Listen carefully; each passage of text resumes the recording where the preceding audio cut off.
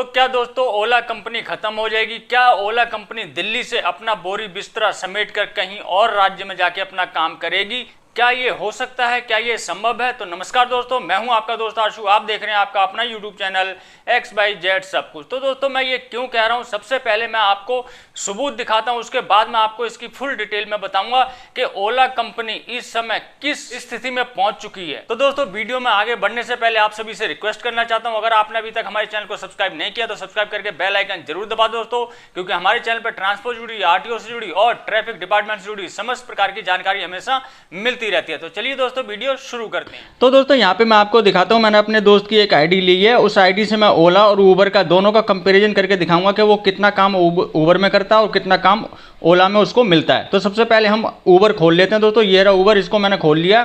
खोलने के बाद जब हम इस पर क्लिक करते हैं और यहाँ पे सी वीकली समरी इस पर क्लिक करते हैं तो दोस्तों यहाँ पे जो है कल जो 17 तारीख थी इसमें यहाँ पे दिखा रहा है। यहाँ पे देखिए 17 तारीख को इन्होंने 8 बुकिंग कंप्लीट की है और 6 घंटे के लगभग इन्होंने अपना जो ऐप है वो ऑनलाइन रखा है। तो 8 ट्रिप इन्होंने कंप्लीट किए हैं। इनका किराया बना है टोटल 827 रुपये और इनको प्रमोशन के रूप में 340 रुपये अलग से मिले हैं। और इनका जो टोटल कल की तारीख का जो काम हुआ है वो हुआ है 1167 रुपये, यानी कि 1167 रुपये का। ठीक है दोस्तों, तो ये उबर कंपनी का इन्होंने कल 17 तारीख में काम किया है 8 ट्रिप लेके। चलिए अब मैं आपको दिखाता हूँ ओला में इन्होंने कल कितना काम किया। तो चलिए दोस्तों अब मैं ओला खोल लेता हूँ। जैसे मैंने ओला पे ये क्लिक किया, क्लिक करने के बाद यहाँ पे लिखा बुकिंग काउंट, इस पर मैंने क्लिक कर दिया। तो दोस्तों यहाँ पे देखिए, यहाँ पे ये सब डेट बाई सारी डिटेल यहाँ पे आ जाती है। तो इन्होंने 16 अक्टूबर को 399 रुपये का जो है काम किया था और 15 अक्टूबर को 371 रुपये का काम किया था और 13 अक्टूबर को सिर्फ 82 रुपये का काम किया था और वहीं 12 अक्टूबर को 264 रुपये का काम किया था। तो दोस्तों एक हफ्ते की इनकी ये कमाई है। टोटल में अगर हम इसको मिलाते हैं तो 3 और 3 6 और 2 8 और 9 लगभग 1000 रुपये का इन्होंने एक हफ्ते के अंदर काम किया है। लेकिन कल की बात करें तो कल इन्होंने यहाँ पे लिखा हुआ देखिए 17 अक्टूबर को 0, यानी कि कल को इनको कोई भी ऐसी बुकिंग नहीं मिली जिसे ये उठा सकते या फिर उसको लेके जाते। तो कल के दिन में 17 अक्टूबर को इन्होंने कोई भी बुकिंग नहीं की है। पूरे हफ्ते में इन्होंने मात्र 1000 रुपये के लगभग काम किया है। वहीं उबर में कल की डेट में इन्होंने जो है 1100 रुपये का काम किया। तो आप समझ सकते हैं कि ओला कंपनी में कितनी कम बुकिंग आ रही है। पूरे हफ्ते में 1000 रुपये का काम दे रहा है, वहीं उबर कंपनी एक दिन में लगभग 1000 रुपये 1100 रुपये का काम दे रहा है।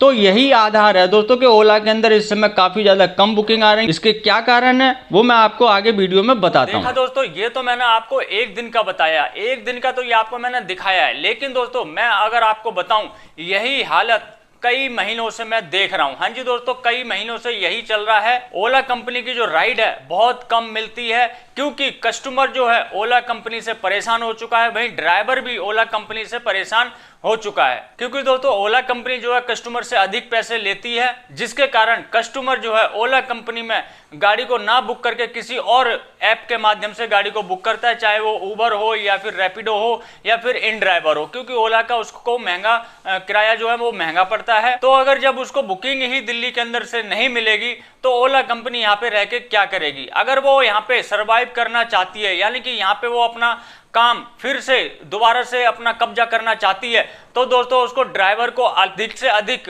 पैसे देने पड़ेंगे, चाहे वो इंसेंटिव के रूप में हो या फिर किराए के रूप में हो। वहीं कस्टमर को जो है उनको कुछ ना कुछ डिस्काउंट देना पड़ेगा। जैसे कि उबर कंपनी इस समय कस्टमर को जो है काफी डिस्काउंट दे रही है, कस्टमर से कम पैसे लेके वो अधिक से अधिक बुकिंग को ले रही है। तो जैसा कि ओला कंपनी शुरू में आई थी उसी प्रकार से उसको दोबारा से यहाँ पर अगर सर्वाइव करना है तो उसको दोबारा से सभी प्रकार के जितने भी डिस्काउंट थे, ऑफर थे, दोबारा से चालू करने पड़ेंगे। अन्यथा वरना ओला कंपनी को दिल्ली से बाहर जाने का समय बिल्कुल मिल चुका है, क्योंकि कस्टमर जो है बहुत ही कम रेयर केस में, जैसे मान लीजिए या तो सुबह का जब ऑफिस का टाइम होता है या फिर शाम का ऑफिस का टाइम होता है या फिर कोई त्योहार वगैरह होता है या कोई फंक्शन होता है या फिर गाड़ी नहीं मिल रही होती है, तब जाके वो कस्टमर ओला को बुक करता है। नहीं तो पहले वो ओला को बुक नहीं करेगा, पहले उबर, रैपिडो या फिर इन ड्राइवर को ट्राई करेगा। अगर इन तीनों में से अगर उसको कोई भी कैब या ऑटो नहीं मिलता है, तब वो लास्ट में ओला पे जाके बुक करेगा। तो यही वजह है दोस्तों कि कस्टमर जो है ओला को पसंद नहीं कर रहा, क्योंकि मैंने खुद कस्टमर से, काफी सारे कस्टमर से जो बातचीत की है, तो कस्टमर ने यही बताया कि ओला जो कंपनी है वो अधिक पैसे लेती है, इसलिए हम ओला को अवॉइड कर रहे हैं। हम उबर या फिर रैपिडो या फिर इन ड्राइवर से बुकिंग करते हैं। अगर इन तीनों में से नहीं मिलती है तब जाके हम ओला से बुकिंग करते हैं। तो जब कस्टमर ही नहीं चाहेगा तो फिर ओला कंपनी किसको लेके जाएगी, कैसे कंपनी चलाएगी? तो यही वजह है कि ओला कंपनी का जो है समय दिल्ली के अंदर शायद अब खत्म हो चुका है। ओला कंपनी अगर सर्वाइव करना चाहती है तो पुराने तरीके पर उसे लौटना पड़ेगा, नहीं तो दिल्ली से बाहर उसे जाना पड़ेगा। तो दोस्तों ये थी मेरी छोटी सी जानकारी, आशा करता हूं आपको अच्छी लगी होगी। इसी प्रकार की और जानकारी पाने के लिए हमारे चैनल को सब्सक्राइब करें। तो मिलते हैं किसी और जानकारी से भरपूर वीडियो में, तब तक के लिए जय हिंद, जय भारत।